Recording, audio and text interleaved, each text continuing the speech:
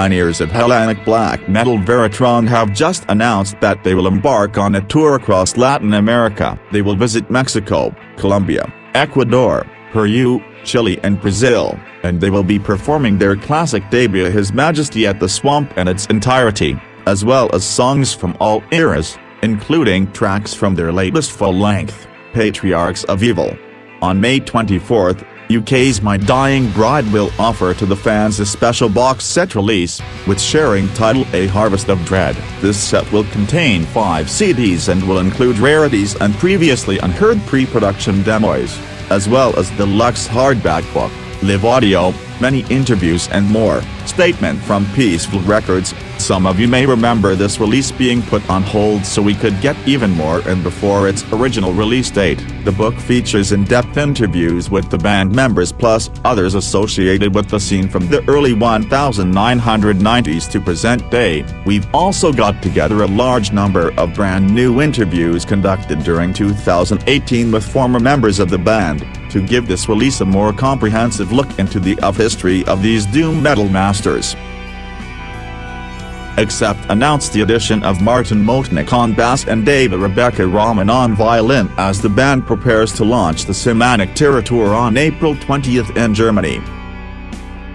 Destruction have re-inked a record deal with Nuclear Blast Records for some more years and albums. Mastermind Schmier states, "Somehow this came by surprise and I know that sounds weird but we were so focused and excited about finishing the new album, that the paperwork did not really matter to us at that time. When we did realize that our contract with the label is due, it took us only some minutes to negotiate a new deal. We are a part of the Nuclear Blast family now since more than 15 years, we feel at home here, we trust each other in this monkey business and also many people that work for the label we call our friends. So, this re-signing is something that came very easy and natural. Working with the best label in metal is still an honor cause they supported us through the good and the bad times."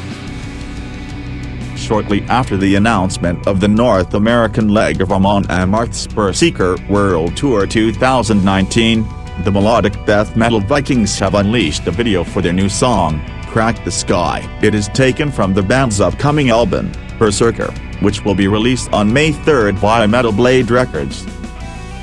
Finnish melancholic gothic metalers LAMORI are proud to unleash their new single and official video Born to Lose, uniting gothic metal with dark wave, modern rock and everything in between, is what defines the sound of LAMORI. With lyrics inspired by cult horror movie maestros and old romanticism, the band furthermore finalized their macabre elegance. Founded in 2009 on the Alanth Islands, an autonomous region in Finland, the band self-released their first album Deadly Desires in 2013. After penning a deal with Wormhole Death a year later, the band started working on their first major album To Die Once Again, released in 2016. A follow-up has been in the works for the last couple of years and is now ready to be released upon the world.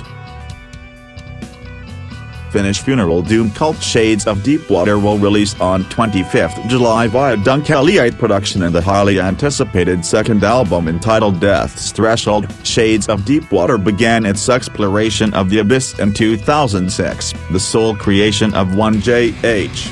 The band's descent has been as steady as his music is slow. From 2007 to 2009, 3 demos were released in succession and then the Constant Pressure EP in 2012, all before the debut album, Waterways, in 2013. Death's Threshold is a veritable exploration and celebration of his native Finland's rich history in funeral doom and doom death, comprising 4 utterly epic, stretched across the abyss tracks in a vast yet focused 41 minutes. Here do Shades of Deepwater drown the listener in physically, spiritually crushing atmosphere, dragging that listener down under, far below the depths and never to return.